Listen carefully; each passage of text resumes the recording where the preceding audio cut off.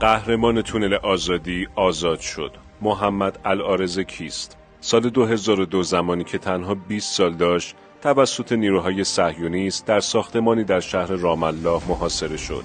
پس از دستگیری به اتهام عضویت در گردانهای وابسته به جنبش جهاد اسلامی به 3 بار حبس ابد و 20 سال حبس جداگانه محکوم شد. محمد قاسم العارضه به زندان شبته در نزدیکی شهر بیسان در مرکز کرانه باختری منتقل شد. او با حفر تونلی قصد داشت از این زندان فرار کند، اما صهیونیست‌ها متوجه شدند و او را به زندان انفرادی فرستادند. محمد العارضه پس از مدتی به زندان جلبو منتقل شد. البته ایده فرار از زندان به وسیله حفر تونل هم همراه او منتقل شد.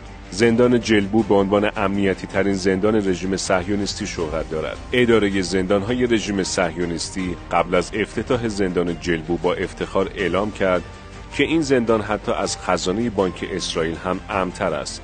سلول‌های زندان جلبو در زیر زمین قرار دارند و میزان بتون آرمه که برای ساخت هر یک از آنها به کار رفته حدود 66 تن وزن دارد، یعنی 3 برابر بتون‌های سلول‌های عادی. تمامی افراد محبوس شده در این زندان از رهبران مقاومت فلسطین و مجریان عملیات‌های شهادت طلبانه هستند که حکم‌های سنگین حبس دریافت کردند. 6 سپتامبر 2021 شوک بزرگی سرتاسر سرزمین‌های اشغالی را فرا گرفت. 5 اسیر فلسطینی موفق شدند با حفر تونلی از امنیتی ترین زندان رژیم صهیونیستی فرار کنند.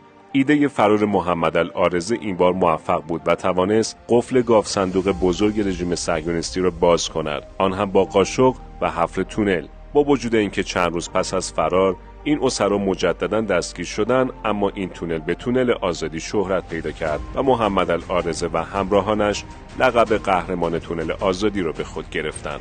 محمد العارضه پس از دستگیری به 5 سال حبس دیگر محکوم شد، اما حبس او این بار زیاد طول نکشید و با تونل آزادی طوفان الاقصی از دل زندان‌های رژیم صهیونیستی در جریان تبادل اسرای فلسطینی و صهیونیستی آزاد شد.